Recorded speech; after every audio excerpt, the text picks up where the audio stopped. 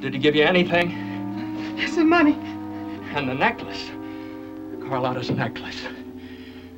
There was where you made your mistake, Judy. You shouldn't keep souvenirs of a killing. You shouldn't have been... You shouldn't have been that sentimental.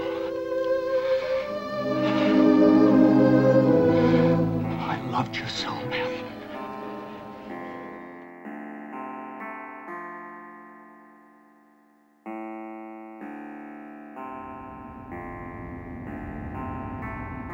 In 1957, Alfred Hitchcock went to San Francisco and shot what has been consistently voted one of the greatest films ever made.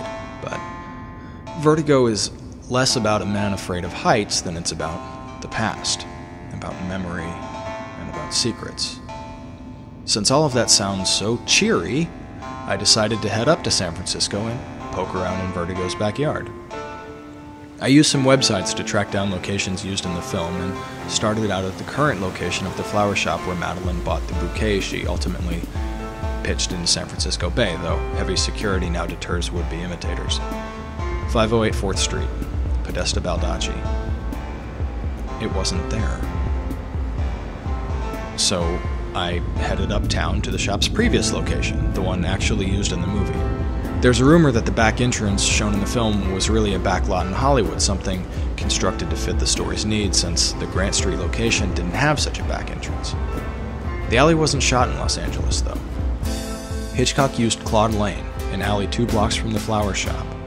What had been ominous and forbidding in 1957 is now a lively row of restaurants. And whenever I watch Jimmy Stewart pass by this window, I will always think of Golden Gate Park. Next stop, Madeline's apartment building. It was nice in 1957, it's nice 50 years later. And if Hitchcock had expanded the edges of his frame, we would have seen one of the nicest views in the city from Nob Hill.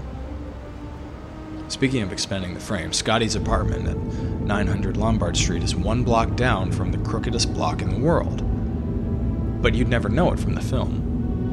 I found the apartment at the bottom of one of the steepest hills I've ever tried to walk. A letter for me? Jimmy Stewart had trouble with it too. Watch his legs when he gets onto the sidewalk. Somebody had painted the front door white. That bright red door had been a landmark, and it belonged to a city's folklore. It wasn't some tenant's right to change it. The McKittrick Hotel, the corner of Eddie and Go.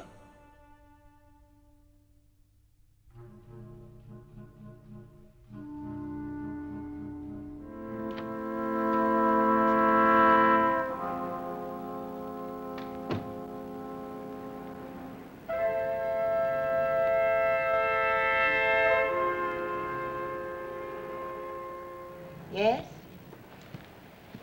Is there something I can do for you? Yes, you run this hotel? Oh, yes. Oh, would you tell me who has the room on the 2nd floor in the corner? That corner? Valdez. Miss Valdez. Spanish, you know. Carlotta Valdez? Yeah, that's it. She never heard of Carlotta Valdez. She knows nothing of a grave out of the Mission Dolores or that old house on Eddy Street. The portrait at the Palace of the Legion. Nothing. Well, when she goes to these places. She's no longer my wife.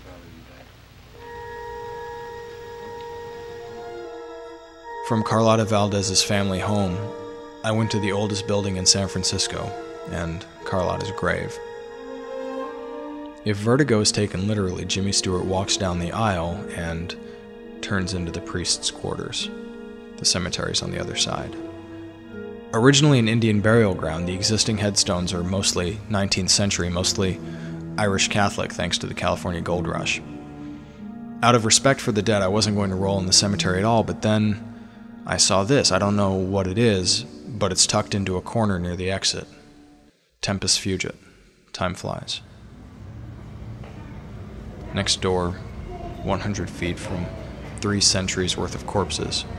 Children yelled and bounced up and down in a moonwalk. Time flies indeed. And while it may have scarred the outside of the Legion of Honor, which recently underwent a major facelift, I'm told that Some of the same paintings photographed in Vertigo still hang in its galleries. I can't be certain, though, since you apparently have to be Alfred Hitchcock to get a camera inside. I ended my pilgrimage at a place time hasn't touched at all. A place where 50 years means nothing. Where a strong blow from an axe could erase the entire history of our country and barely be noticed. As I stood in the shadow of the oldest living things on Earth, the notion that 48 years ago someone pointed a camera at someone else didn't seem to matter at all. It's hard to feel very important when you're surrounded by beings that can remember William Shakespeare, Leonardo da Vinci, and the Holy Roman Empire.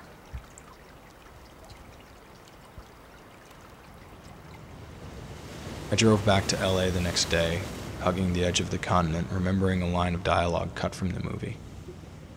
Everything about the city excited her. She had to walk all the hills, explore the edge of the ocean, see all the old houses and wander the old streets, and when she came upon something unchanged, something that was as it had been, her delight was so strong, so fiercely possessive. These things were hers. Scotty, do you believe that someone out of the past, someone dead, can enter and take possession of a living being? No. I might. The questions that nagged at me as I wound south were about whether or not someone can own in any significant way something that time has changed. I saw Vertigo on the big screen for the first time in 1997. That same year I invited Jimmy Stewart to my high school graduation. He didn't show. Alfred Hitchcock died before my second birthday. San Francisco was my last, best chance to shake hands with something that took hold of me years ago and influenced the direction of my life. So I asked myself, is it possible to take possession of something that's taken possession of you? I don't know. Maybe sometimes it is. And a touch can make this old flesh new again.